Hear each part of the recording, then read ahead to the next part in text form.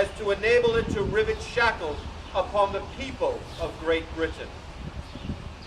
This plan was brought into a crisis upon the ever-memorable 19th of April. Oh, we remember that fatal day so well. The expiring groans of our murdered countrymen yet vibrate in our ears. And now we behold the flames of their peaceful dwellings as it ascends into heaven. We hear their blood crying to us from the ground for vengeance, and charging us with the value of peace in their names, urging us to have no further connection with a king who can unfeelingly hear of the slaughter of his subjects, and composedly sleep with their blood upon his soul. The manner in which this war has been prosecuted has confirmed to us these sentiments: piracy and murder, robbery and breach of faith. These are conspicuous in the conduct of the king's troops. Defenseless towns have been attacked and destroyed. The ruins of Charlestown, which are daily in our view, remind us of what they have done. The cries of the widow and of the orphan ring in our ear. They demand our attention. They demand that we should take the hand of pity and wipe the tears from our eyes, and take the sword of our country and avenge the wrongs that have done against them. We have long entertained the hope that the spirit of the British nation would once more induce them to assert their own and our rights, and to bring to condign punishment the elevated villains who have trampled upon the sacred rights of men and have affronted the majesty of the people. We have hoped in vain, for they have lost their spirit of just resentment. We therefore renounce with disdain our connection with the kingdom of slaves, and we bid a final adieu to Britain. Couldn't accommodation now be effected? We have reason to think that it would be fatal to the liberties of America. We should soon catch the contagion of venality and dissipation, which was subjected to Britons in the lawless domination. Were we placed in the same situation that we were in 1773, where the powers of appointing to offices, commanding of the militia, and others were in the hands of the governors, our arts, our trade, and manufacturers would be cramped. Nay, more than this, the life of every man who has been active in the cause of this country would be endangered. For these reasons, as many more which might be produced, we are confirmed in the opinion that this present age will be deficient in their duty to God, their posterity, and to themselves, if they do not establish an American republic. This is the only form of government to which we would see established, for we can never willingly be subject to any other king except he who is possessed of infinite wisdom, goodness, and rectitude, and he alone is fit to possess unlimited power. We have freely spoken our sentiments upon this important subject, and we do not mean to dictate.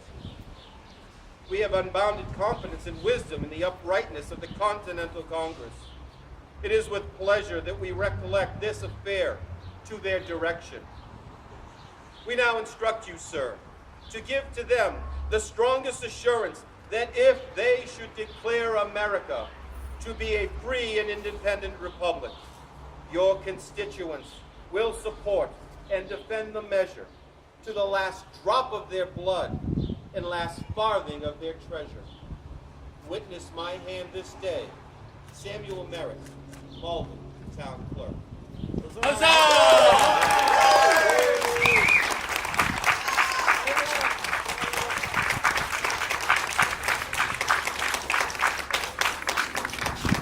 Thank you, one and all. I don't know if you fully understand the power in these words. We talk about this was the first, and you can't beat the first. But had Congress Declaration of Independence. This would have been a treasonous document. So for the people of Malden, their passion, their ferocity, their commitment was 100%. They were going to live or die by these words. They were written over 200 years ago, but to the people of Malden, they ring true today. Thank you for coming out. God bless America.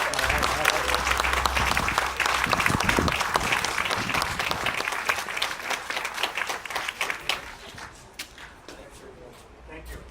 Thank you. Appreciate it. One more time, round of applause.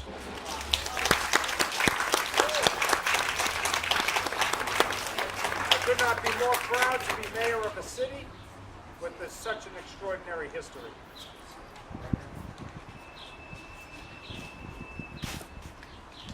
So once again, on behalf of the city of Malden, thank you so much for being here today. I could not be more prouder to be mayor of a city with such an extraordinary history. Our motto is strong past, proud future, and it truly defines us, as you heard earlier, and also moving forward. And so now what I'd like to do is just let you know about a series of other events that will be occurring throughout the community in celebration of Independence Day. Saturday, tomorrow, from 9 to 1, Ward 6 will be having their celebration at Trafton Park, which is located at the corner of Jacob and Granite Streets. On Sunday, Councilor O'Malley, off to my right, will be hosting his celebration from 9 to 1 at Coeur d'Alene Park, which is right off of Clifton Street and Mountain Avenue. And then on Monday night, we will have the annual outdoor movie, and that will be held at Green Street Park, and that's for Wards 1 and 2, anybody can attend. And that starts at what time?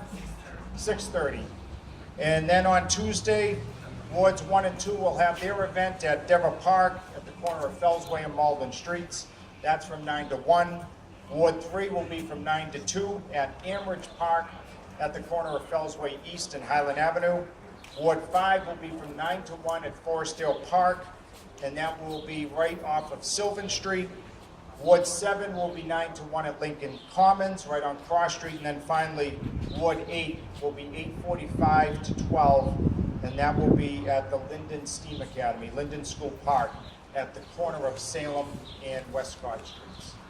So right now, I'd invite you all back in if you want to take one more look at some of the unbelievable history from our past. I would encourage all of you to grab a copy of the Bill Fowler article from the Boston Globe in 2001, which is for, look no further than Malden when it comes to the American Revolution. And when you read the article, the one quote that really stands out to me is by John Adams when they asked him, what was more important? Was it drafting the Declaration, or was it getting everybody to vote on it? He said it was really neither. It was hearing from towns like ours that ultimately make a difference. So again, on behalf of the city of Malden, thank you.